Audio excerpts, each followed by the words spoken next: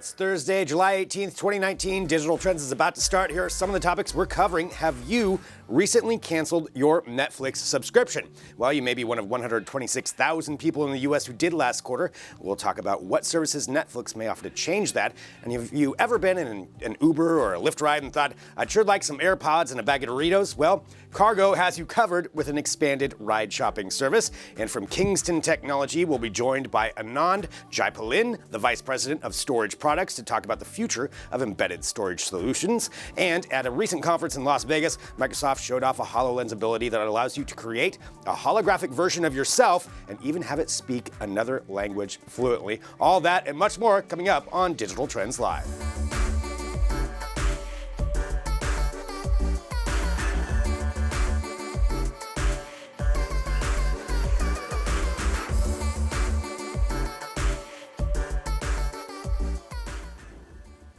And there it is, Adrian, the holographic version of Portland right there in front of you. Wow, it's so realistic. It is. I feel like you could just reach out and touch it. What people don't know is that one of us is actually a hologram. That's the secret. You can guess. Hello, everyone. This is Digital Trends Live. This is our daily show here from Digital Trends, where we bring you the trending tech topics of the day, news, interviews, headlines, discussions, and so much more, all while broadcasting live across a number of different platforms. We're on LinkedIn Live, Periscope, Twitter, Twitch. We're on YouTube. We're on Facebook. We're on Dailymotion. We're on Apple News. We're on 2 different mobile apps. We're on a smart television app, and we're at digitaltrends.com/live. So all of those are places where you can engage with us and drop in your comments, drop in your suggestions, drop in your questions, all of that. It's so much fun to be here with you every day. And right now, I'm Greg Nibbler, joined by Adrian Warner. I always have fun when I'm here, too. Excellent. Yes. See, it's fun for everyone. Fun for the whole family. Fun for the whole family, indeed. That is what this show is all about. Actually, it's about technology. So let's do this. Let's talk about some trending tech headlines, and I want to get to that Netflix story. So this is what's coming out right now, is that Netflix, for their second quarter, we're going to talk just a little bit about their subscriber numbers, and worldwide, they missed it by about 46%, what they projected. They wanted 5 million. They got just about 2 million, or a little over 2 million. And the important part, though, is in the U.S., they lost 126,000 subscribers. And so we kind of take a look at that and extrapolate what that means. Like, why is Netflix losing subscribers? And that's what I want to ask you since we're live. You know, have you unsubscribed from Netflix? Why did you unsubscribe? And what does this mean, you know, for the future of our streaming television? Absolutely. I mean, there's so many streaming options nowadays, but in addition to that, Netflix has raised its prices kind of across all tiers to about, $1 to $2 an increase. And when you have multiple options and you're looking at a price increase, people might be more inclined to, Right. Yeah, drop inclined to drop it and go to something else. And that's what we're kind of thinking about right now, is what does that mean, and are you one of those people who's dropping it? Because we do have so many different options that are out there. There's so many different ways that you can subscribe, so many different services you can go to, and it's just going to be more and more coming out. You have Disney Plus that's coming, you have Apple TV that's coming, you have Warner Media with HBO Max that's coming out. All of that stuff is going to affect Netflix. That's true, yeah.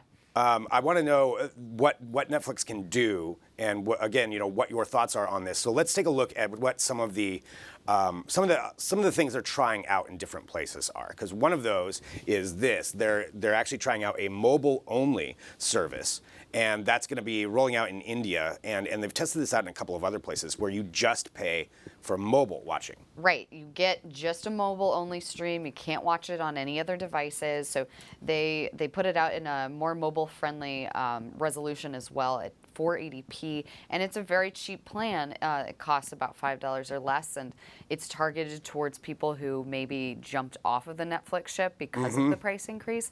Although it's really remained to be seen whether people will be interested in only watching Netflix on their phones, because it seems kind of like an odd ask. Yeah, to just watch it on there. Although if the price was low enough, what would that price difference have to be for you to go with that?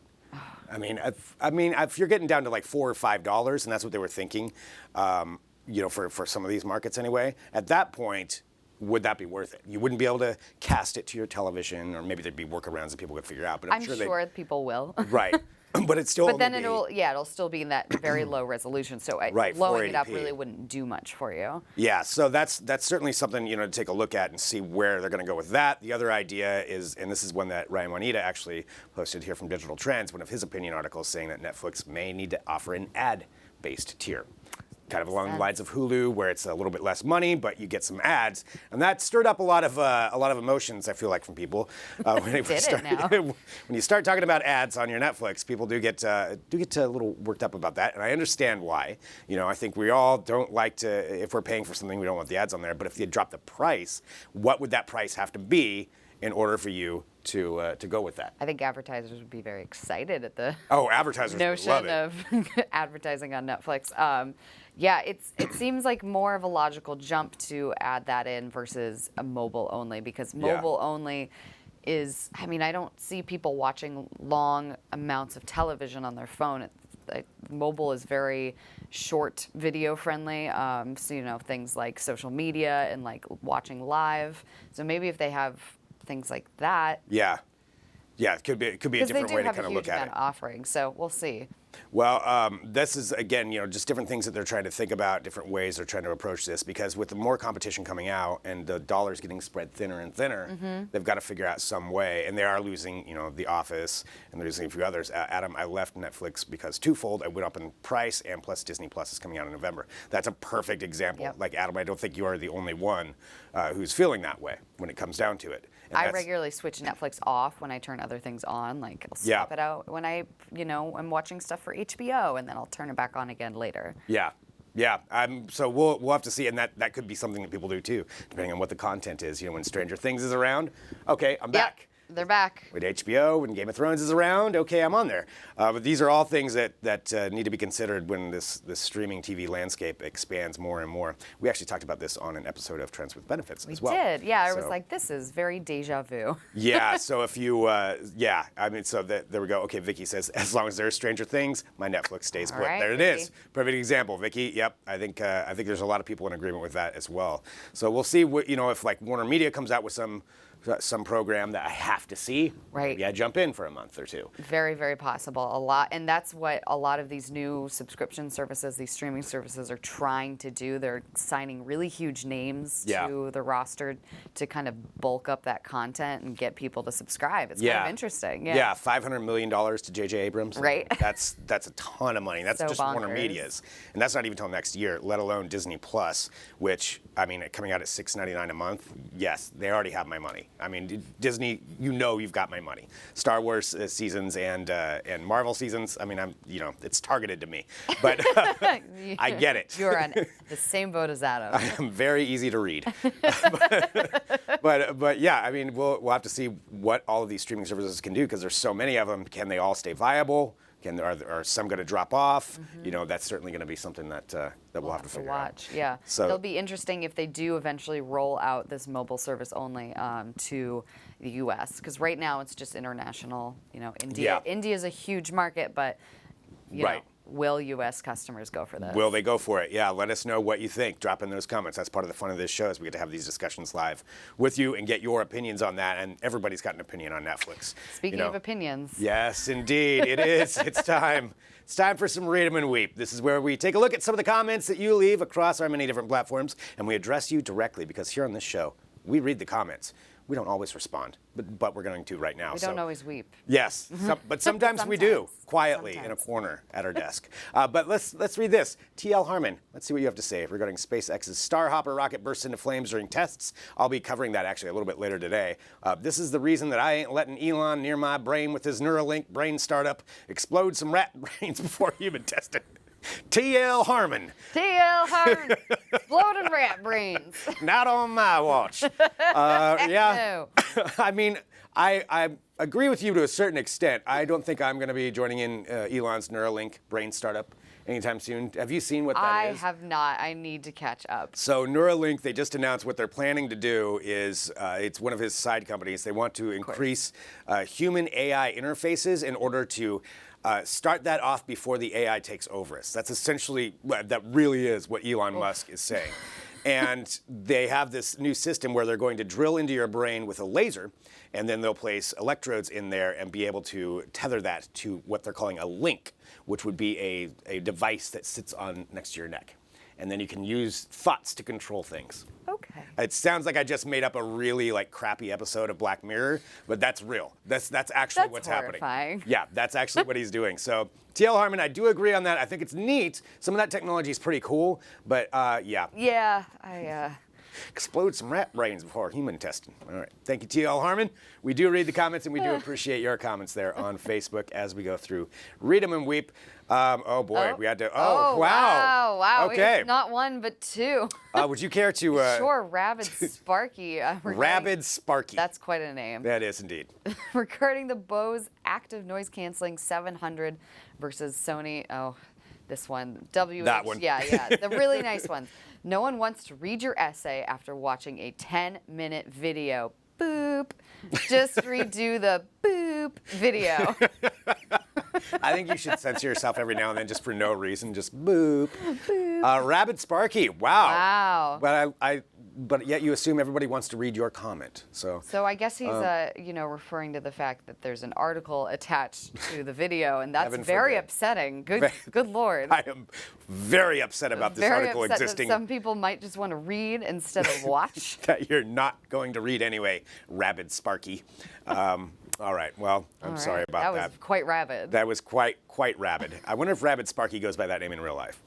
I hope so. I want. Hello, I want my that name to is be Rabid Sparky. Rabid Sparky. I don't want to read nothing. Like, that Don't was give my me any impression. reading material.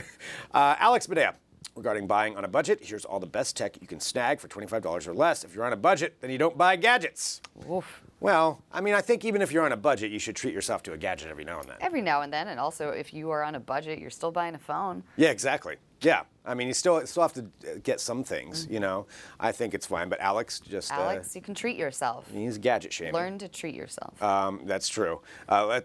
Let's see here. Oh, I'm reading some of the comments.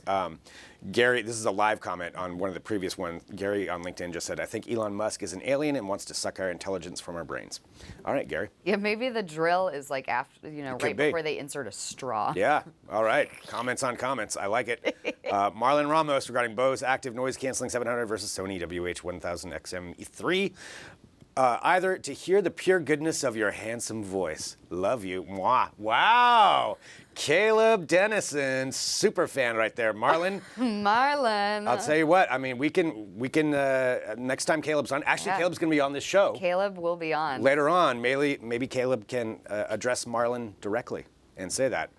Caleb has some super fans on YouTube. I'm so thrilled to learn more about them. There are- Marlon Ramos is already Yeah. cream of the crop. Yeah, I love that he That wrote out comment. mwah. Mwah, and did the little heart. That's Yes. very cute. With a smiley face. With a smiley face and a heart. Very emotive. We will have Caleb Dennison in here. He can respond to that directly. Marlon, thank you very much for that comment right there.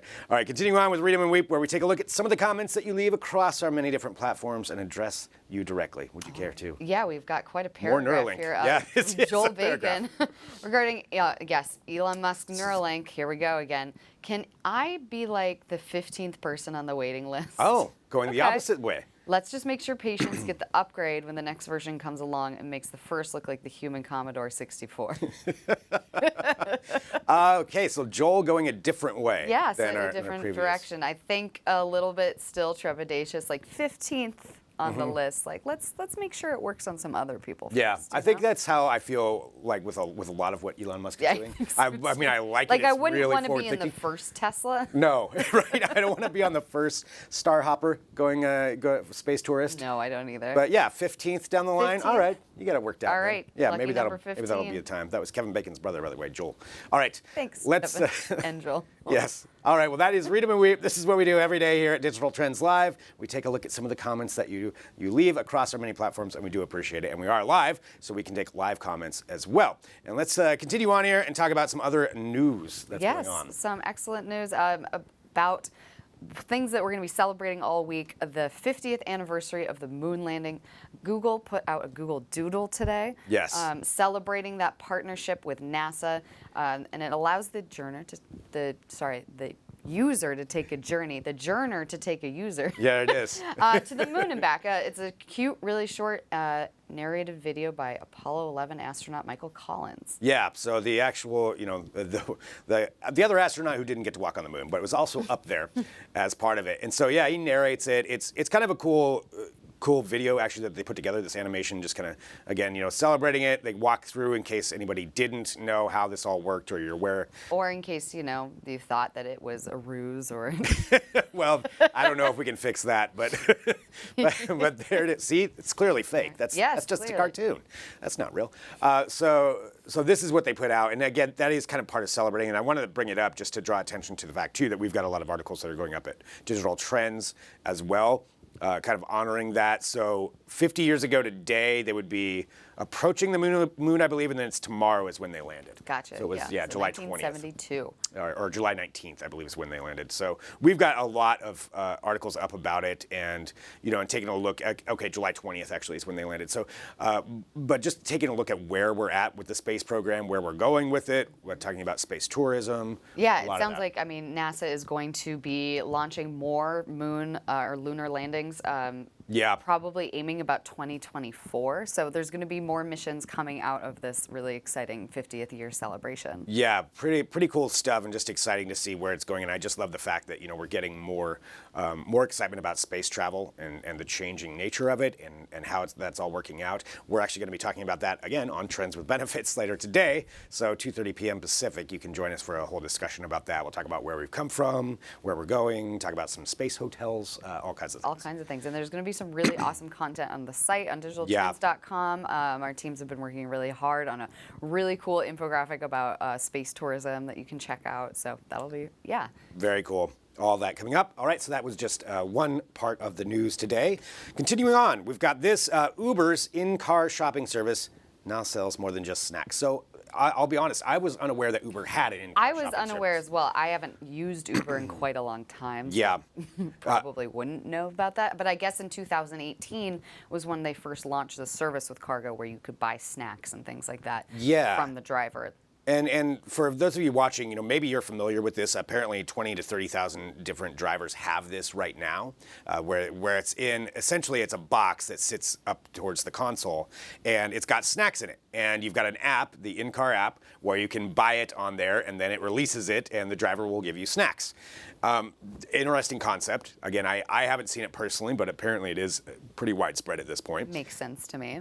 Yeah, I guess. It's like, oh man, I really want some Doritos right now. And Right. I guess you buy them. So they've got that going, but with the Cargo box, now they're going to add even more shopping options with online shopping exclusively through the app while you're in the car. Right. So I want to know, is this something that people have been clamoring for, where you've been like, I'm in an Uber, I really want to buy some AirPods right now, and I only want to buy it through this? It does seem a little interesting to have something that's a little less tangible, that's something not like that right you're not there. using immediately. I understand like a charging cord, or maybe Right. What a really good application could be is if you arrive somewhere and you're just getting in from the airport and you go, oh man, I forgot my headphones, or God forbid you traveled without headphones, but but something like that where you forget a supply and you could buy it from Uber. So it kind of makes sense for travelers, for frequent travelers or business people. Yeah. I could see that, like toothpaste or something like that in the car. Just get that right away.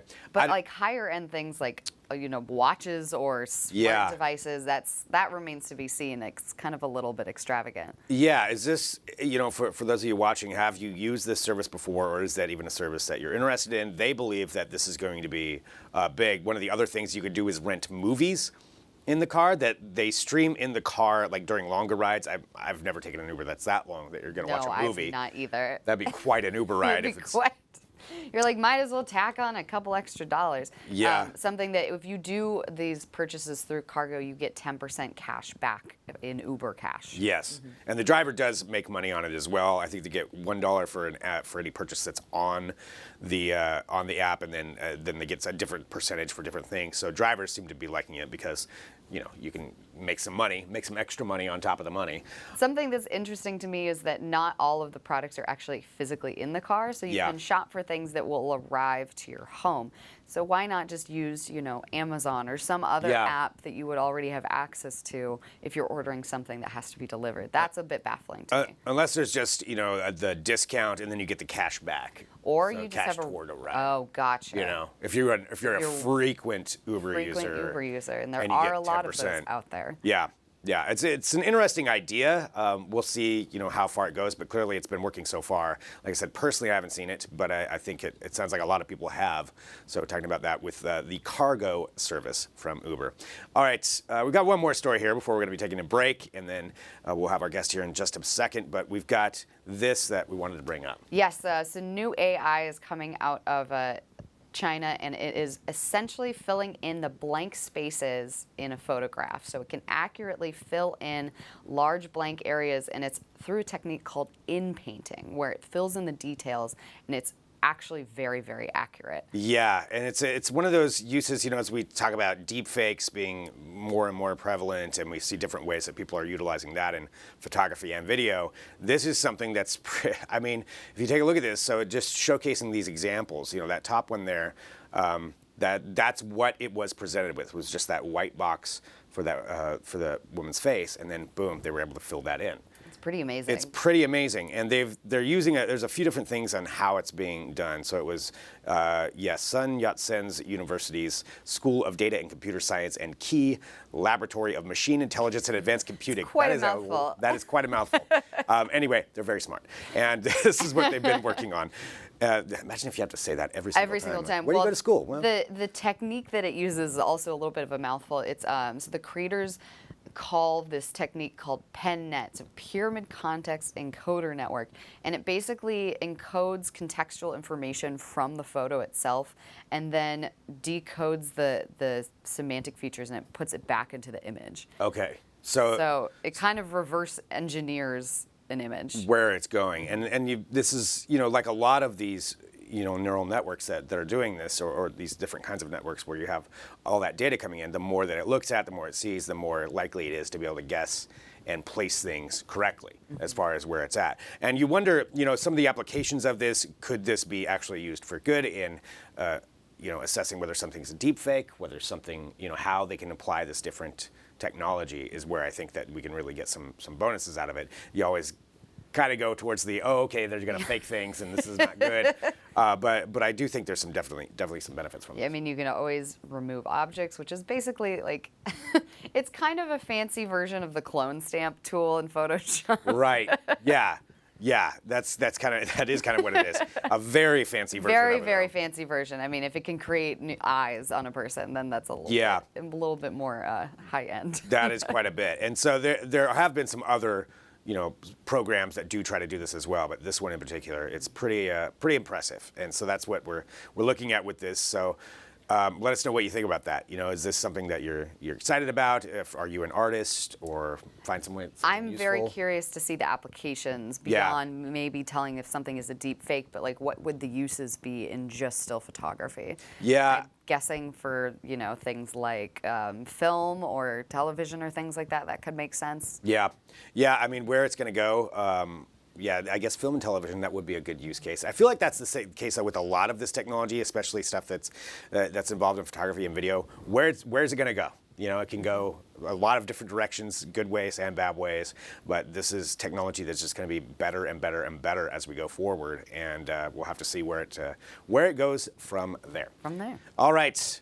It is approaching the time here where we need to take a break because we do have a lot to cover today on the show, and we have got a lot of people joining us.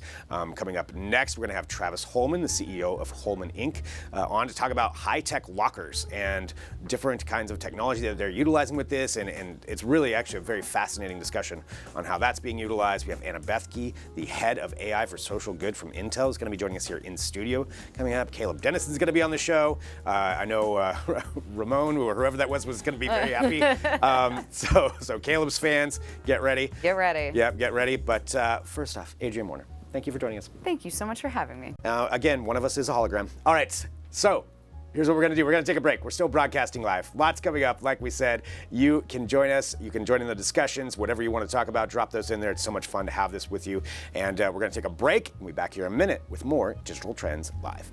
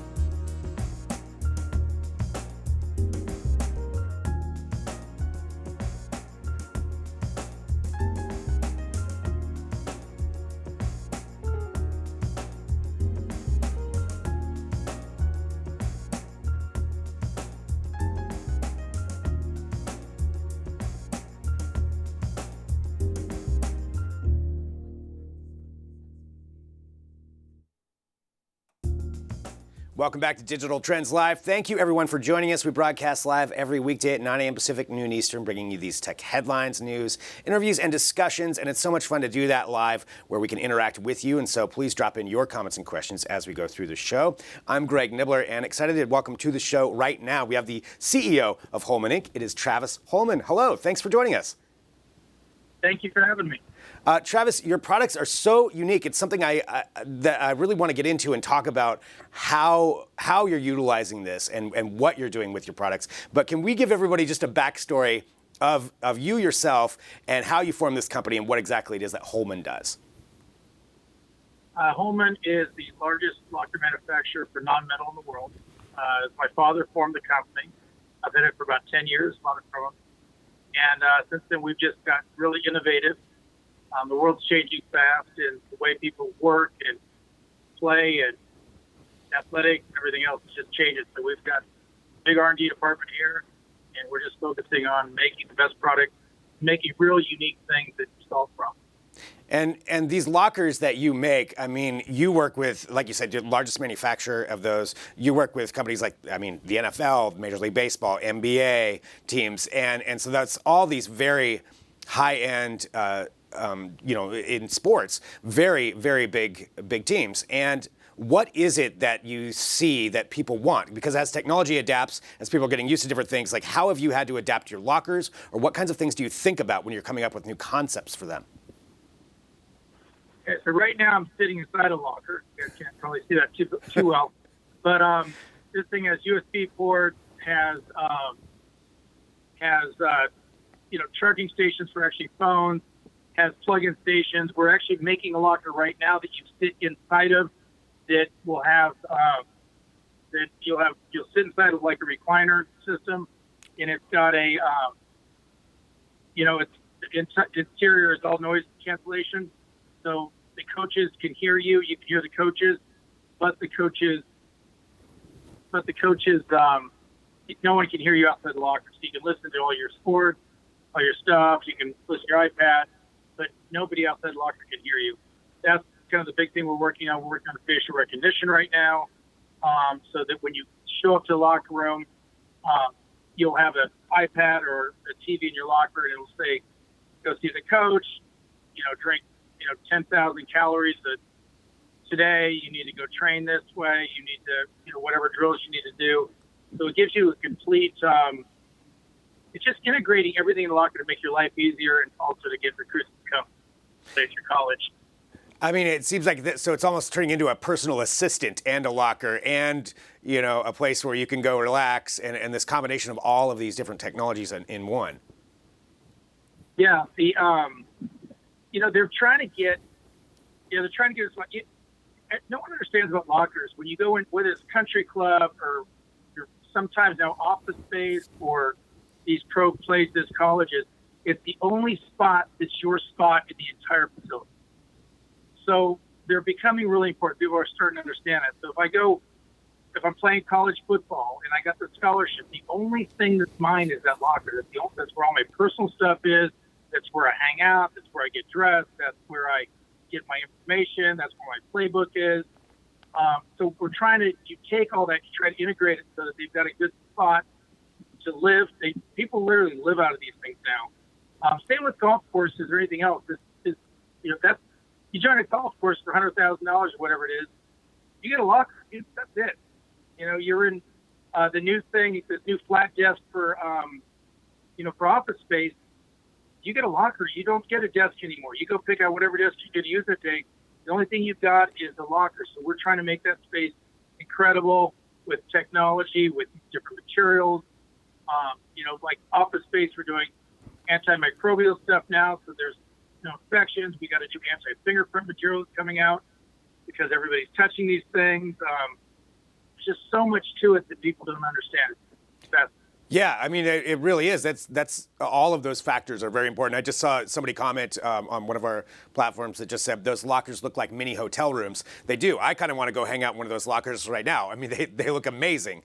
What are some of the different things that you look at from the technological standpoint? You know, when you see new technologies come out, I just brought up that, you know, it kind of seems like this is a personal assistant. When you see new things being developed, do you think about how they can be applied to your lockers? Yeah, we actually are the only locker manufacturer in America that has an R&D department. We've got 3 people in there now, but we're to the size now. We're very lucky that everybody with new materials, new ideas comes to us. We've got people actually in my office right now with a new type of locking mechanism. So they usually come to us, but we also travel to. I've just got back to Europe to shows. We travel all over the world to be able to find new products and new innovation, new locking techniques. Like I said, we're even doing facial recognition on stuff. We're trying everything. So every time we see something, it comes right back to how we can use that in a locker to make the end user happier and make things work more smooth. That sounds like a really fun R&D department, figuring out different ways. Like, okay, we can apply this in here. We can put in some VR goggles or something. You know, different ways to change that up. Where do you see this going from here? I know you're in so many different places. You're the largest in the world. Are there any places that you're looking to expand into, or different types of businesses or industries? Right now, I mean, the biggest industry growing right now is this office space. They're going to these flat desks where no one has their own office anymore, and they've got lockers. So we're trying to innovate new locking techniques, charging areas so you can charge all your stuff, but also different ways that the user, the office, can actually tell when the lockers are being used, who's in there. I mean, it'd be great if you let somebody go, that they've got stuff in the locker. You just know what's happening with your employees. They're tracking employees. They know when employees show up by lockers now. They're doing a bunch of stuff that no one realizes that has to do with the locker. I mean, it's a way to tell when your employees come to work, when they leave. Lockers are being held. People order Subway sandwiches. They're coming and being put in locker, and that's you're getting a code out to your phone saying, "Hey, your Subway sandwich has arrived at your work. Please come down and get it." All that stuff's being tracked, and we are just working as hard as we can to stay on the cutting edge and to bring new technologies to this. I got to admit, I had no idea how exciting lockers were. That's really cool. I really want to go find one and utilize it now. That's really amazing. Combining all of that tech into it. That's fantastic. Well, for companies out there who want to utilize home and lockers and want to get involved and find out maybe solutions to some of their issues, what's the best way for them to get involved with you? We're at Holman.com, HOLLMAN.com. Social media, we're at HolmanLockers.com or HolmanLockers, #, whatever it is. I'm at Travis Holman on everything. If you want to get a hold of me, and it's real easy. We're here. Google lockers, and you'll find us. We're at the top. Well, Travis, thank you very much for joining us today on the show. I just want to look it up just to see some of the different things that you're doing with it. Very exciting, and congratulations on all the success. Thank you very much for having me on. I appreciate it. All right, you bet. And that's Travis Holman right there talking about Holman Lockers. I mean, that's so cool. I really want to get one of those lockers here in the office. Maybe we can work that out, and then I can go hang out in there. But we've got more to talk about. We have more coming up here on Digital Trends. This is part of the fun thing, being live. We get to have discussions with you, get to talk about all kinds of different things. And as I said, Caleb Dennison is going to be joining later on. We've got a lot of conversations. But up next, joining us here in studio, I am very excited for this. We have the head of AI for social good from Intel, Anna Bethke. So we're going to be talking about different ways that artificial intelligence is being utilized for the good of people. Tech for change. We talk a lot about that here. How AI can be used to help our lives, help improve situations, help solve problems that need solved. It's very exciting. So we're going to have her right here. And since we are live, if you have questions, drop those in. Like I said, the head of AI for social good from Intel is here, and you can drop in a question, and we'll be live here together having this discussion. So very exciting. We'll take a break. Back here in a minute with more Digital Trends Live.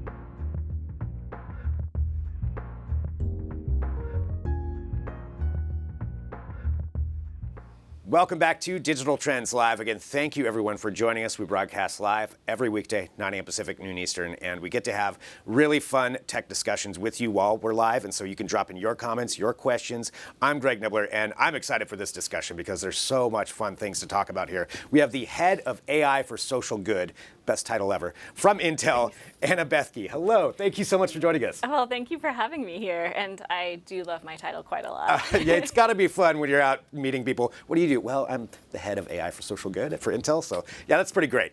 And what you do with AI is really fantastic. And we were just talking off air that we've had several different people that you've worked with here on Digital Trends talking about using artificial intelligence for good and the ways that it can be applied. We have so much new technology and how it can actually help people out and solve problems. Yep. And I was wondering, maybe we can just start walking through some of them to give some people some ideas of what we're talking about here. Certainly, yeah. And the biggest part of my job is to work with these organizations that are mission-driven and help get them the technology that they need in order to see their missions through. So this could be anywhere along the AI stack, from hardware, software optimization, data science. Two of them that we've been working with a lot this year, one is TrailGuard AI, and then the second is Hubox on this product called the Wheelie. I'll talk about the TrailGuard one first, and basically what they've been doing is trying to look to see if they can fight poaching in a more effective way, both in Africa as well as around the world. And the idea that they had is basically using these cameras that they're called motion capture cameras, and the issue though with them is that they are super sensitive. So basically, if the leaves are blowing or the sun changes, they take a picture. Yeah. Yeah. Which can be very frustrating. I mean, poachers, catching poachers, that's such a huge amount of territory. Precisely. Yeah, and you can't have somebody looking at, leaves every 10 seconds. Exactly. So what we did was we took our visual processing unit, and this is something that is specifically designed to be on the edge, as well as very low power and very accurate, especially for computer vision processing, and use it to do inference on the camera itself. So whenever it takes a picture, we run a deep learning network that is able to say, okay, is there a person in this frame, or is it just the leaves blowing? And only send the park rangers those that are truly interesting to them, the ones that have people or vehicles. And this does a lot of really great things. One, it cuts down on the false alarms that the park rangers are getting. So they trust the system more, less of their time is being utilized. But it also really saves the battery life because one of the big things that this camera unit is having to do is relay all these images back to home base, and there's no Wi-Fi in the Serengeti. Right. Yeah. So they are relying upon satellite transmissions, and that takes a lot of energy. Yeah. So instead of now, because we are running this inference on the edge, the battery life will go from something like 3 weeks even, or 3 months on the long range, to a year. Wow. And that's utilizing artificial intelligence and manipulating, this existing camera to manage its battery power better. Precisely, yeah. So it's all a lot of technology that we already have in house. The network, this AI algorithm that we're running on it isn't something that's super new. It's something that we've already been utilizing for a lot of other types of applications, but using it in a way that is truly impactful, especially for the wildlife that's in Africa. Yeah, I mean that's amazing right there. And so TrailGuard AI or TrailGuard, they basically approached you and said, can you help us with this problem and try to solve this? Yeah, the nonprofit resolved it. The nonprofit Resolve. And then no worries, it's all good. So many names. Right. So Resolve, and that's an example of one company approaching you and trying to figure out AI for good. How can we utilize this? Let's talk about the other one that you brought up. Sure. Because that's a really, really cool product as well. Yeah, and Hubox, a company that's based down in Sao Paulo, Brazil, they had this idea. They're a robotics company, and the CEO, Paulo, saw somebody in an airport who was wheelchair bound, but she had a magnificent smile. So she was very emotive. And one of the ideas that he had was to be able to use this to help those who are incapable of controlling their own wheelchair with their hands to have another option. A lot of the options right now are super invasive, or they are very expensive.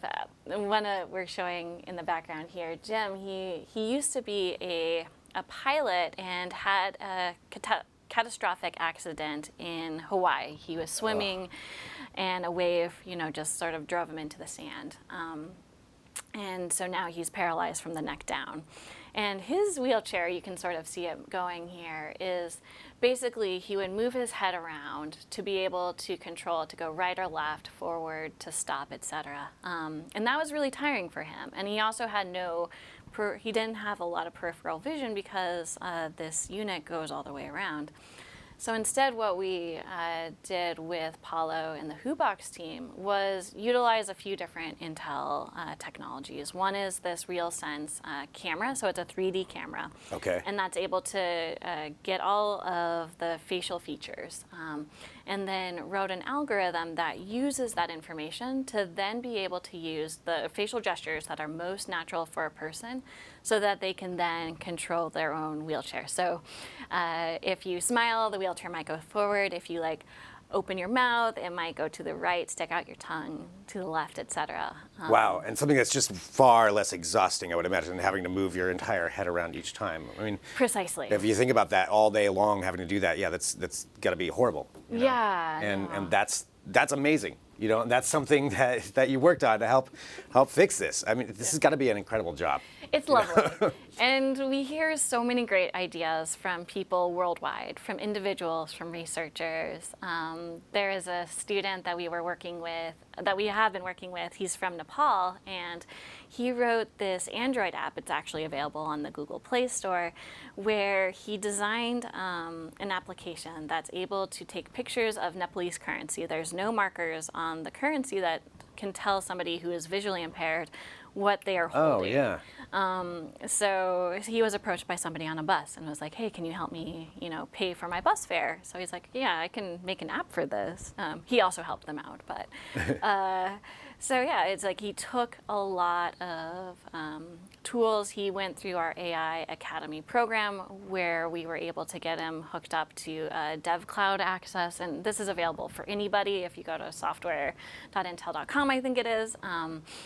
But yeah, it's like, all of the little steps that he needed in order to make this application possible. And now he has put it out in the world, and it's That's so exciting. I mean, it's such a wonderful use of technology. I mean, we hear, you hear with technology, sometimes you hear it being, scary, or there's security issues, or all kinds of things. But this is an absolute legitimate use that technology is helping change people's lives and solving problems. No, and I love hearing about all of them, and there's so much that we can do. And I think, one of the biggest things that I've seen and that I've learned through all of this is that we can all make a huge difference, no matter what our skill set is, no matter where we are in the world. And democratizing artificial intelligence and all of our knowledge together, we can truly make a difference. And that's what you're doing. That's what this program is doing. So, I mean, and that's just 3 of them. And I'm sure there's a lot more that's going on and how this is being utilized. It's so cool. And for you personally, it looks like we do have a comment here. Let's see. If someone has a project that's exactly what I was going to ask, that they believe could benefit from AI for good, how would they apply/get more info? Yeah, totally. So there's a few different ways. At software.intel.com, that's where we also run our AI developer program. So if you are a student or an individual that has an idea, there's a great community there. You can also, if you're like a startup, there is an AI builders program. You can also just email, we have a program at aiforgood@intel.com, and the 4 is the number 4 because I came from a data science background, so very much that way. So those are all different possibilities. Perfect. But yeah, and I think we have more information on Intel.ai as well. Fantastic. Well, Anna, thank you so much for joining us here today, talking about this. Thanks for what you're doing and using, this technology for good. Still best title ever. And and thank you for joining us here today. Oh, thank you so much for having me. Absolutely. And let's do this. We're going to take a break. And coming up, we're going to be joined by Anand Jaipalin, who are from Kingston Technology, the VP of Storage Products, talking about the future of embedded storage and SSDs and where that's going, how it's going to change how we utilize computers. A lot to cover right there, and all that while broadcasting live. So thanks everybody for being here with us. Back in a minute with more Digital Trends Live.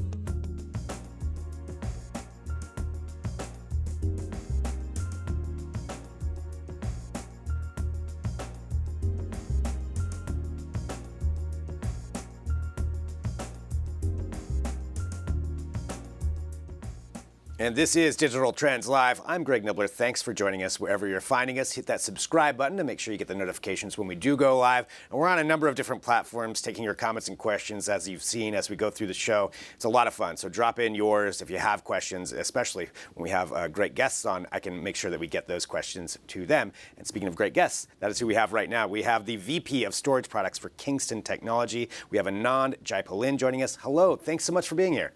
Good morning, Greg. Glad to be here. So Kingston products, I utilize some Kingston products myself. I'm sure a lot of people do out there. But to just kind of give everybody a basis to go off of, can we talk a little bit about what your job is, what VP of Storage Products actually means, and then talk about some of the breadth of Kingston Technology? Absolutely.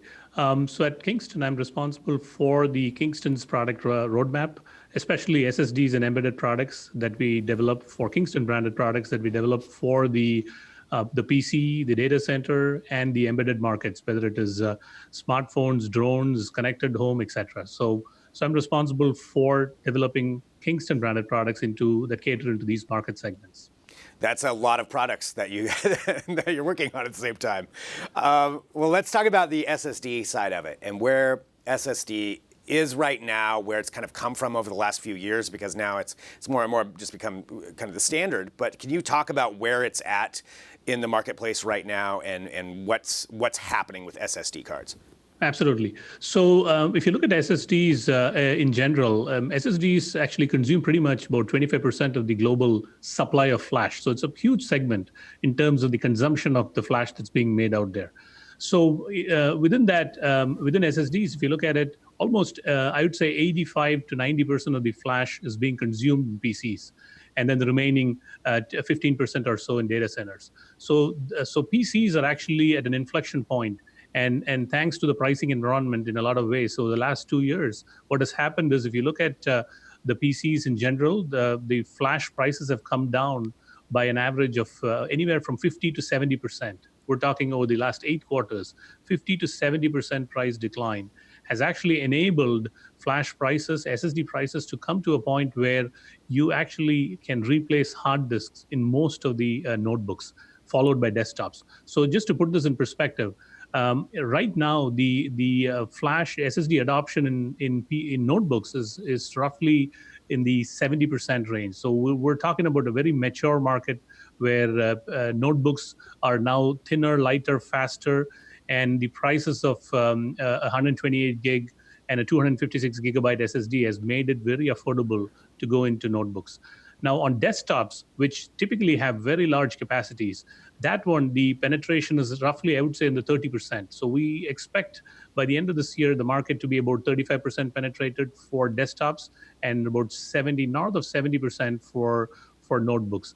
And it is massive. So there's two phases to it. One is just adoption from hard disks going into SSDs, and the second is the average capacity is going up. So the average capacity is going up, and that's huge. What is it that's driven this? I mean, that's a tremendous price drop, over those quarters, up to 70%, and I guess in some cases. What's driven that? Why is the price going down? I mean, it's great for consumers. I'm just wondering why that's happening. So there are two facets to this. One is the flash technology itself. If you look at the last 2 to 3 years, the shift from 2D NAND technology on which these SSDs are made, the core technology has moved to 3-dimensional technology, and where you're able to pack a lot more density in a given die. What that means is you're able to put a lot of capacity in a very small form factor, on a small footprint, right? So that has actually enabled the cost to come down. That combined with the excess supply of flash, which we've been going through as an industry for the last year or so, combined has actually contributed to the flash SSD adoption being very conducive and easier for end customers. So to put this in perspective, so you can buy today a 128 gig SSD for less than $20. See, this is something that was not even thinkable about a year or 2 years ago, right? So this is what has made a lot of this transition possible. Yeah, I mean that's incredible. Yeah, for $20, absolutely. That's unheard of, and how that's changed. What kind of an effect, is this going to have on, I guess, industries as a whole? How is this going to change things? If these prices stay like this, more people can adopt. What happens when solid state storage is the majority in everything? Yeah, so if you look at the pricing environment, I don't expect the pricing environment to continue to deteriorate for a very long time, because it's unsustainable, as you can imagine. Yeah, but right. Definitely what it has enabled is given us a new baseline. Let's say the prices start to get normal next year. By then you have got an 80% adoption in notebooks. What that means is really you've got a very large base of over 200 million PCs that actually are using solid state flash. Once you get into solid state flash, you're not going back into hard disks. So all you're doing is now trying, your appetite for consuming more is actually high. So your average density is getting pushed up because you're watching 4K content, whether it is Netflix or the content that you store, the images, the files that you play with. A lot of these things require very high capacity, and not only capacity, but also the speed at which you want to be able to do a lot of things. So that's what is going to continue to drive the average capacity. And most importantly, there is another underlying transition of SATA transitioning to PCIe as an interface inside notebooks. So that's another trend which we are seeing. Today it started. We believe by the end of this year, we expect to see roughly 50% of the notebooks to be PCIe based, and the remaining to be SATA based. Can you give us just a little bit more of a definition on what that means, on those two different kinds of connections, and then how that's, like from a consumer level, what that is, and then how that's going to affect those speeds? Absolutely. So the most predominant and well-established standard is SATA. And SATA is, the best way to think about it, SATA is like a single lane freeway. Okay, so you can cram as fast as you can, but it's still a single lane. PCIe, you can actually cram 4 lanes, 8 lanes, right? So and each lane is you can transmit at about 1 gig per second. So if you're talking about 4 lanes, you're talking 4 gig per second. Now compare that to SATA, you're doing 500 megabytes per second. So you're really roughly 20% of what a PCIe can do. So this is what a PCIe enables, and from a form factor perspective, they're all very small. You can get it in M.2 form factors, very, very small, like the size of a chewing gum, right? So that's really a gum stick. That's really the form factor they can get. Now, do you need PCIe? Historically, PCIe used to be at a premium over SATA. What this NAND prices have done is it has brought them closer together. Right now, the premium for PCIe over SATA is almost negligible. So customers who are interested in faster bandwidth can always opt for PCIe. Now, in a real life scenario, when you're actually doing very steady state applications, you don't really see the big difference. For example, if you're a gamer, all you need is once where games are actually loaded, after that, whether you use SATA or PCIe, you're not going to see a marked difference. But when you are actually watching content, when you're editing content, you need a lot of bandwidth. And that's where PCIe comes to play. So I really feel for the next couple of years, there is definitely room for both SATA and PCIe. That's only because SATA has been a long-term standard, which has been there. And most of the existing systems are retrofitted with SATA. So you can always use that. But eventually, PCIe is going to dominate from an interface perspective across all of the compute applications that we are familiar with. Wow, that's a great analogy. Just talking about that as a single lane freeway versus 4 lanes, 4 gigabytes per second. I mean, that's incredible on what that can do. I think you're again a perfect example too as far as editing. That's something that you have to have those fast speeds for, and the more that is proliferated out and through the market, the more access people have to it, the better. I mean, and it sounds like that's the trend that we're heading toward. Absolutely. And that's great. Well, I want to say, thank you very much for joining us here on the show today to talk about this. And I want people to know, too, for Kingston Technology, anything else that you want people to know about or just in general where they should go to take part in your products? Absolutely. Just 2 things I just want to state is one is Kingston has made significant investments in the SSD space. So today we have such a broad portfolio of SSDs, not just for the PC market, but also for the data center market. We actually announced products earlier this year for the for the cloud and enterprise data center market. So we have products that start from entry level to mainstream to high performance across PC, gaming, data centers. So our investments are actually starting to pan out because right now in the client PC market, we are number 1 in the channel. We have about 17% of the global market share for SSDs that are sold to the channel. So these are the 2 things I'd like to part away with. And please visit our website. You will have tons of information on what is the right product that fits your need. Anand, thank you very much for joining us here today to talk about that. Very enlightening. Thanks for sharing. Thank you very much. Appreciate it. All right, so there was Anand Jayapalian, the VP of Storage Products for Kingston Technology. Really interesting finding out where that's going to go. And you talk about speeds like that, that's going to affect all of us. We all want fast speeds. We all want SSD drives. And it seems like that's going to be happening more and more. So here's what's going to happen next for this show.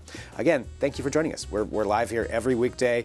We have these discussions with you. We are live, and that means we can take your comments live, and we can go through this show. We've got coming up on the show, just to give you a little idea, we have Ethan Kaplan, the Chief Digital Officer and General Manager of Digital for Fender. Yes, Fender. We're going to have Ethan on.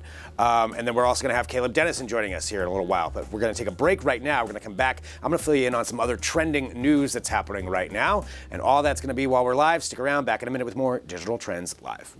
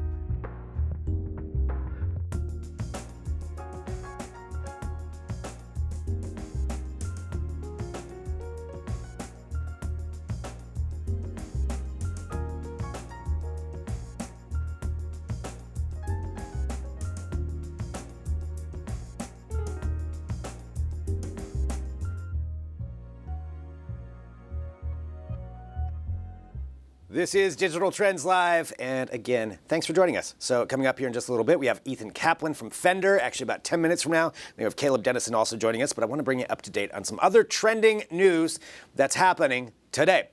And this first one is pretty interesting. It has to do with IBM and an AI they're utilizing at Wimbledon, and in particular Wimbledon, but just sports in general. And the way this artificial intelligence works is it helps to curate highlight reels from sporting events. I want to walk through this just a little bit because I think this is something that we're going to be seeing in a lot of other sporting events in particular, and who knows where it could go from there. So IBM utilizing that same artificial intelligence that they have for Watson. Watson is that AI that beat everybody at Jeopardy and probably chess or something too. I mean, it's their AI that they use to compete against humans. But utilizing it in this aspect, it's for Wimbledon. So here's some of the problems that Wimbledon was having in creating videos to share for content. And that's what everybody wants to do. Everybody wants to see the highlights. There's no way you can watch every match at Wimbledon. For example, I mean, there's hundreds of players competing. There's 18 different matches going on at the same time and multiple times throughout the day. So even bringing in a staff, a massive video staff, there's no way you can catch all the highlights from all of those matches. So that's where this artificial intelligence comes in. They've trained it on a few different things to watch the matches and pick out what they think are exciting moments. And to calculate it, they listen to everything from the roar of the crowd when something happens. So if the crowd gets very excited, it will key in on that. It will take a look at where the tennis balls on the racket, where the sound of the tennis balls on the rackets to signify the start of each clip. So it hears that, boom, it starts a clip, and it will then try to figure out, based on expressions of players, based on how their movements are, based on if they're cheering, all of that factors in, and then it will decide like, okay, this was an exciting moment. It'll clip it. It'll automatically send that to wherever Wimbledon wants it to go, wherever their social media platforms are. The reason this is pretty amazing is, one, for a consumer, for somebody who watches sports, you want to see the highlights. You want to see. You can't watch every single match in tennis in particular, but this does extrapolate out to other sports. And they're able to get that much more content out. They're able to utilize this technology to say, okay, here's something that people are going to want to see. I think it's pretty neat how they're doing this, how they're able to take this, and analyze so much information. You do have to wonder about, I guess, where all that extra data goes, but that's just part of it. If you're at a sporting event, you know it's going to be watched. They're also able to take and give highlight packages to each one of the competitors. So they will instantly have their own highlight reel and package that's set up for them individually as soon as their match is done. That's pretty amazing. So last year, just for example, they had 20 million digital views that were racked up, and this was last year's artificial intelligence contributed 14 million of those views, and that's utilizing this IBM AI for Wimbledon. They're talking about expanding it to other sports. You can only imagine for NBA or NFL or any other number of sports that you get something like this, and what that can be used on past that, where else this can go. Pretty neat use of artificial intelligence. Let us know what you think about that. You can drop in your comments right here or read more at digitaltrends.com. All right, another couple of things to bring you up to date on. This one is fascinating and also a little unnerving in some aspects. So we're talking about Microsoft and their HoloLens, and there was a conference down in Las Vegas, and this was the Microsoft Inspire Partner Conference. So this just happened yesterday, actually. And this is a report according to The Verge. And so what happened is they were down there, they're showing off the HoloLens. And this is the HoloLens 2, and they're right there on stage. She's demonstrating something pretty neat. So this is the head of the Azure. It's Julia White. So she's an Azure executive, rather. So the HoloLens 2, that right there is a hologram of her that she's holding out onto her hand. And so you use the HoloLens glasses to see this, obviously, but she's showcasing it. That is a rendering of her. And this is where it gets really crazy. So she's there on stage. She takes that, and she's able to utilize that and to create a full color version of herself as a hologram standing right there. So this is her rendered. Now the next level of this, where this gets really interesting, is that she speaks English, but the hologram does not. Let's see if we can raise up some of the audio just to hear this. 私は日本語を話しませんが、私の声とホログラムは完璧な日本語で話しています。これはニューラル的。So right there, her hologram is speaking fluent Japanese. She doesn't speak Japanese, but this AI is able to utilize her voice and capture her voice, so it does sound like she is speaking Japanese in this hologram version, this holographic version of herself. That's crazy. That's just one of those things where that's next level technology. That's who knows what that can actually be applied to. But if you think about communication and meetings and from a business aspect, which it sounds like the HoloLens 2 is going to be more and more focused towards that from all the reports that we see. I don't think this is something we're going to be able to buy, on a consumer level. But business-wise, imagine just communicating to different masses of people who speak a different language. Imagine it in, political situations. Imagine it in something where there's an emergency, where you can give the information that's needed, and then this can instantly render it out in a different language, in a different presentation form and factor, all like that, just so quick.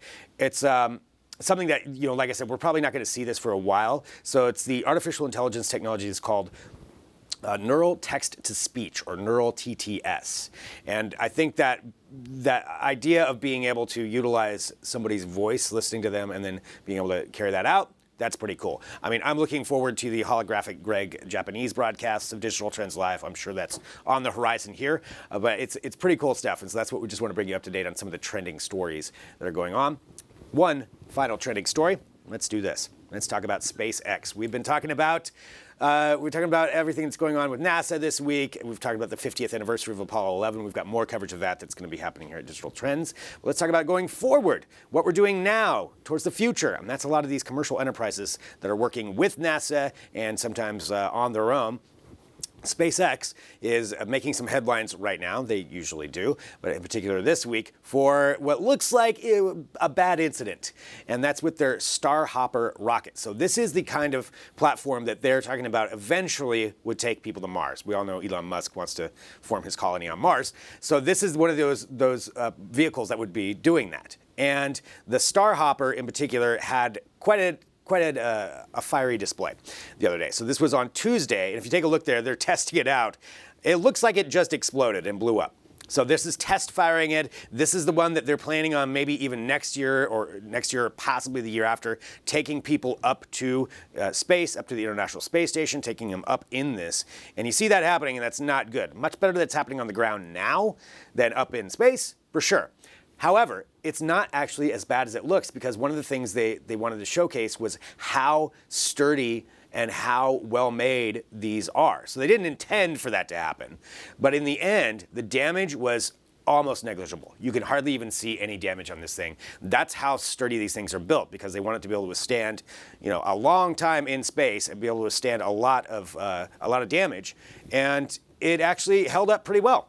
So I think it's great just kind of seeing, where we're going with this. That's going to be a reusable one that SpaceX is working on. Again, that's the Starhopper. Fascinating stuff when it comes to space tourism and travel. We'll be talking about it more on our podcast, Trends with Benefits, later on today. Live video show also at 2:30 p.m. So we'll get into some more space tourism, but just want to give you a little bit of sampling of that, on where things are going. And that was the viral video of that giant. I mean, the fireball was pretty impressive. We'll have to say that.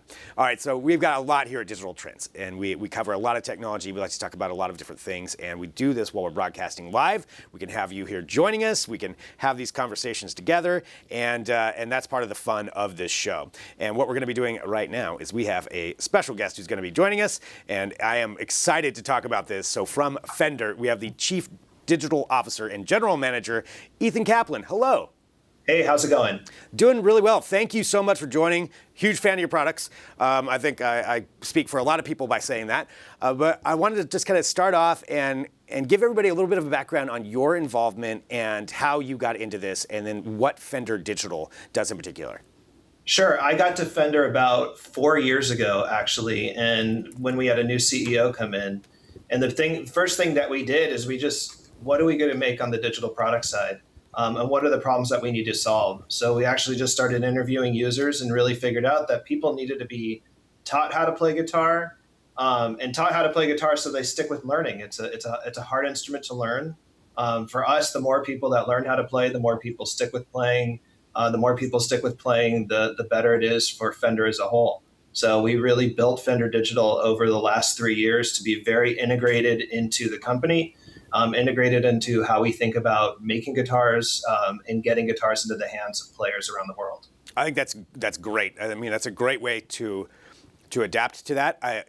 When you think about guitar playing, you don't necessarily think about matching it up with something digital right off the bat. But that's how the changing nature of everything is, and helping people learn more is certainly something that's, I think, great all around. So what were one of the first platforms that you developed when you came on for this? Well, when we started building digital products for Fender, we started with the first one that people actually use more than anything, which is a guitar tuner. And it wasn't that we needed to make a tuner to compete with all the other tuners in the market. It was really making a product that not only was a utility, help people tune the guitar, the first thing you reach for when you grab a guitar is a tuner, but also a way for us to communicate directly with customers and teach people how to start using their instrument. The tuner was the first place for us to start. And from there, we moved on to Fender Play. And the next logical thing was, now that we've helped people get the instrument in tune, let's teach them how to play it. And we built Fender Play, and you're seeing it on screen right now, really to get people from opening the box of their first guitar to really a proficiency with the instrument. But even if you're proficient, there's always something to learn. And we have over 2,500 pieces of content, 900 songs in Fender Play that are good for people of all levels to start learning. How many people are involved with Fender Play right now? Fender Play just crossed 100,000 active users. So it's a really big milestone for us. We've been teaching hundreds of thousands of people how to learn. It's a very sticky product. And for us, that's 100,000 people that are right now engaged on getting better at playing and developing their personal style and creativity through our instruments. That's phenomenal. 100,000 users on that. And that's just over the past 2 years, from what I understand, too. Yeah, it started about 2 years ago. That's crossed our 2-year mark. That's amazing. And so you've got Fender Play, and this is all under the Fender Digital category. What are some other things that people should know about that you're working on? We're working on a product for the fall. We're not ready to really talk about it yet, but it's an extension of Fender Play, except broader in terms of appeal because it's a lot more songs. That one's going to be pretty fun to work with. We're also working with the other product teams within the company. We have a product called Fender Tone that's a companion to the biggest line of digital amplifiers in the world, the Fender Mustang. That app is going to continue to evolve. And then we're always working on things, Fender.com, with launching new products there. We have a product called Mod Shop on Fender.com that lets you really build any instrument to your liking. And we continue to modify and expand the offerings on there. So all of these products, Fender Play, Fender Tone, Tune, Fender.com, and the one coming in the fall, they all really are a Swiss Army knife of tools for any guitar player, no matter what their ability level. How have you seen just the marketplace change, with the advent of this technology, of where we're at right now, as far as people adopting and wanting to learn guitar? Have you seen this be a positive shift towards that? Yeah, there's in the last 3 years, guitar music's actually been on an ascendancy. You see it in terms of Fender as a whole, but you also see it in just going to a festival. Guitars are showing up on more types of stages, on more types of bands, pop bands, EDM bands, rap bands, hip hop, rock, heavy metal, everywhere. And it's become a very layered instrument in terms of there's the shredders on the heavy metal side, but you have people using it as a compositional instrument too on EDM music, where we work with Grimes. We've seen it on stage with a ton of bands, and people are wanting to learn the music that they listen to. And right now with Apple Music and Spotify and Amazon and everybody, people are listening to more music than ever before. They're seeing more live music than ever before, and music is a bigger part of people's lives than ever before. So the wanting to pick up something and actually make their own music has become so much more accessible. You have a recording studio in your pocket. And for us to be the instrument involved in that, teaching people how to do that, teaching them the right songs to play, new techniques and new ways of expressing themselves, I think guitar is as meaningful today as it's ever been. I agree 100%. Yeah, absolutely on that. Well, talking about, where where Fender's going, in the future. You said you have some other products that you're working on. When you look at technology in general, do you see different ways it can be applied to the guitar? Like if you look forward, I don't know, something like artificial intelligence or using different kinds of technologies. Do you look for ways that you can apply that to the guitar as it is now?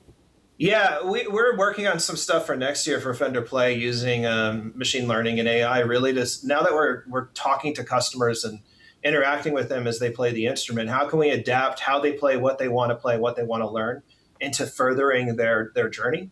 And that'll be more of a part of the application in the future.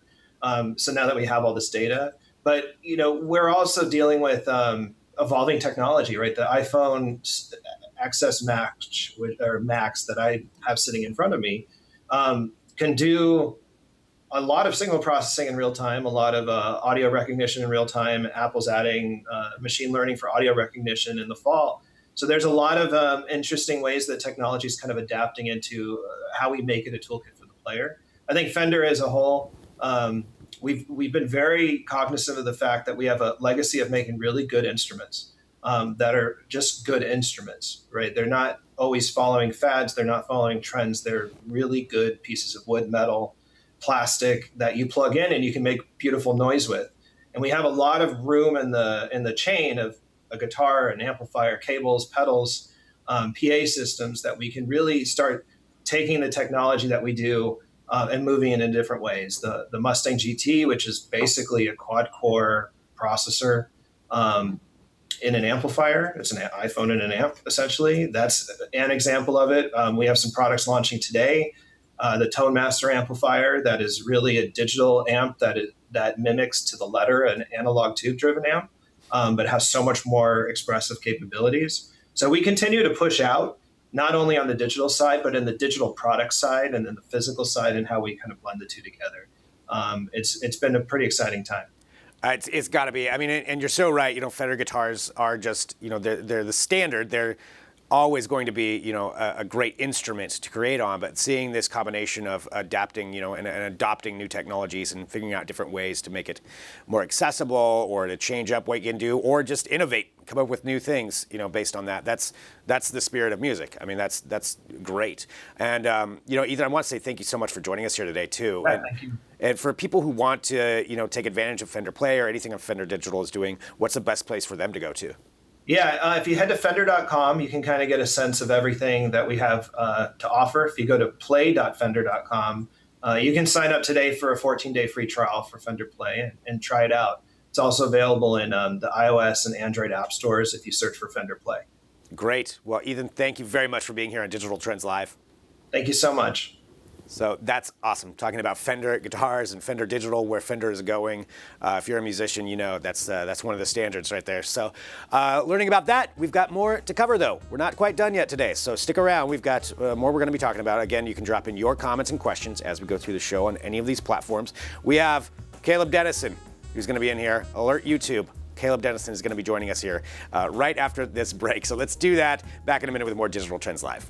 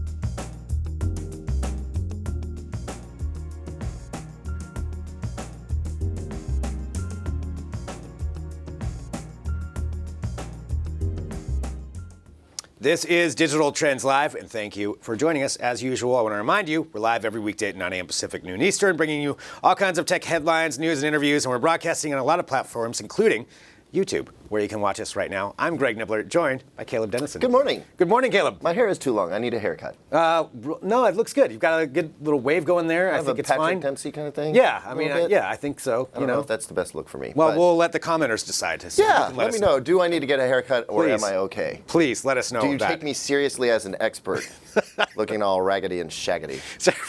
Raggedy and Shaggedy. There it is. That's the Caleb Dennison story. That's your autobiography. Okay, Yeah. let's get talking about. Oh some yeah, here. tech stuff. Tech stuff. Prime Day. It was a thing. It happened It was this a week. thing. I still feel it. I feel like a little bit of a Prime Day hangover I going think on. I'm sure everybody you does. do too. You were super busy that day. 4 hours straight of just Prime Day madness. Prime Day We madness. got through it though. We did. And you know what? I gotta be honest with you. I wasn't all that impressed with the TV deals. I thought it was going to be a more TV-centric event with lots of cut prices and whatnot. Yeah.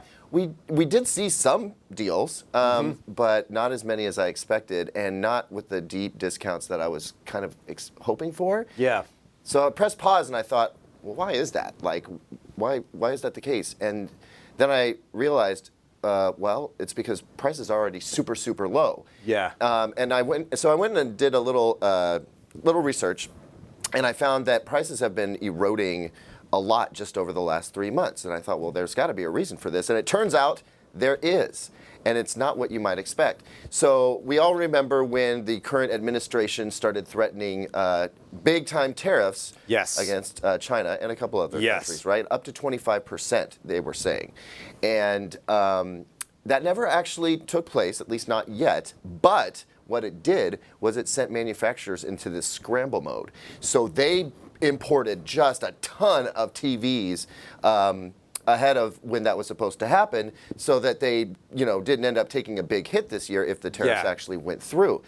Well, they didn't, and now you have warehouses and showrooms that are absolutely loaded with TVs. I mean, they are packed already, and they don't have room for the new inventory that's being sent over. Because when stuff gets made in China or elsewhere, South Korea, it needs to leave. Like, Yeah. they can't hold on to it either, and they didn't slow down production. So there's just too many damn TVs, Too many. and they got to go somewhere. And so they've cut prices. They've just like slowly eroded them over time, Just to clear out their warehouse. just to try and clear things out. But they're not moving any faster. Yeah. Like the pace of TV sales isn't really moving. It's not like more people are just buying the TVs because they are less expensive, because the need just isn't there, and so they're not really looking. Now here's an interesting byproduct of this: 55-inch TVs, the prices there are kind of flat, but with 32, 65, and 75-inch TVs, they've all come down dramatically. Like 65-inch TVs are basically 25% less than they used to be, and that's a big amount, Yeah. especially when you start. Yeah, because those are high end. Exactly, and now you can get them for $500, $600, $700 for a 65-inch TV is insane. Like if you told me that last year, I'd be like, you're crazy. That's Yeah. not happening. But yet here we are. So yeah, the 55-inch TVs aren't moving. The 65-inch TV is now the most popular TV purchased in the United States. Really? 65 inches is the standard? It's the new normal. Dang. I know. Wrap your head around 5 that. feet of And the television. thing is, like I look at 65-inch TVs all the time. Like that's my preferred size to review. So when Yeah. a TV comes in, that's Which makes the size sense it is. because you're checking out a lot of different things. You have to have that. Yeah, and I just feel like it's a really pleasing size to view. And so now when I see a 55-inch TV, it actually looks a little small, which is silly because I grew up with a 32-inch tube TV. Right. And I thought I know. that thing was huge. It was so awesome back in the day, 32, 36-inch tube TV. Yep. They literally were gigantic TVs. Oh, they but were the screen monstrous wasn't and they that- weighed 1,000 pounds. I know. I hated moving mine. Every Yeah. time I had to move, and I invited friends to help me, they would groan because they knew eventually we're going to have to move that stupid have to TV. touch that thing. And it was going to hurt them. But anyway. But now, we're looking at it, and so 65 inches is the standard. So there's this backlog of television. So what does that mean going forward? It means that basically all year, right into Black Friday, Cyber Monday, all year is a good time to buy a TV right now. I mean, the that's prices are not crazy. really going to go anywhere, and so for that reason, like. If you've been thinking about getting one, but maybe you're going to wait for the prices to drop at the end of the year, they might a little bit. But with the situation that we're at now, first of all, TVs are a low margin product, right? businesses don't make a ton of money on these. They don't get marked up a ton when they go to retail. And what markup there was, they've removed, which is why they're so low priced at this time. So they can't lower them. They can't really lower them much more without starting to get into loss territory. So my thinking here is that if you're looking at a TV and want to get it, just get it now. You know what? Yeah. The amount of savings that you might get if you wait until Black Friday, Cyber Monday time, you know, the holiday season, is not very significant. Like, I'd just as soon have the fancy new TV and enjoy it for the next several months as opposed to, like, not save more than, say, what, $50 or something? You know what I mean? Yeah. Especially if you're looking at a 65-inch TV, it's already been hacked down quite a bit. So this kind of changes the game, because it used to be you'd have, like, Prime Day, Black Friday, Cyber Monday, Super Bowl, you know, and then April, May, which is when all the old stuff needs to go out and the new stuff starts coming in. The old stuff gets discounted. But that old stuff is still around. Like, Prime Day sales were around 2018 TV models, you know what I mean? So, you know, it's a weird time for me as a TV reviewer to watch this going down, but for a consumer, it's a huge win. Yeah, so that's the bottom line. That's why there weren't those huge cuts during Prime Day. Yeah. Because they're already... The threat of tariffs got people kind of scared and scrambling, and so they just imported tons and tons of TVs. So, you know, help your local TV retailer out, you know, or Amazon or whoever you want. Like, it's a good time to get one. Get a TV. That's what you're saying. All right. Yeah. Okay. I'm saying it's okay for you to go buy a TV right now. Caleb, Your partner, has... your spouse, just tell them Caleb said it was okay. You can do Caleb it. is giving you the go-ahead right now with his hair. I did see somebody called you a hippie, but Oh, my word. I know, but that's okay. You know, you can't believe everybody on YouTube.